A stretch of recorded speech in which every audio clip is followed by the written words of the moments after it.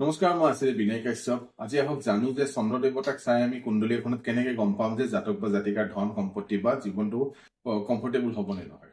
সেইটো চোৱা একদম সহজ কথা।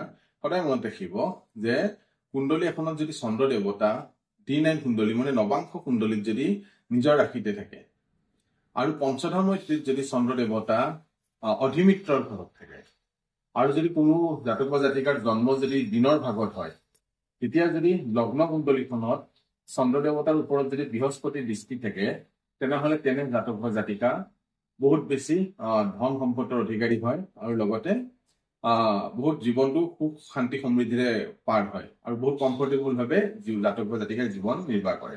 আৰু ঠিক তেনেকে যদি চন্দ্ৰ দেৱতা যদি নিজৰ নৱাংশতে থাকে আৰু অধিমিত্ৰ ঘৰত থাকে আৰু যদি জাতক বা জাতিকাৰ ৰাতিৰ জন্ম হয়, তেনেহলে যদি কি হয় যে শুক্ৰ দেৱতাৰ যদি দৃষ্টি চন্দ্ৰৰ ওপৰত থাকে, তেনেহলে মনত ৰাখিব জাতক বা জাতিকাৰ কমফৰ্টেবল জীৱন হয়, টকা পইচা ধন সম্পত্তি উভয়নদী হয়।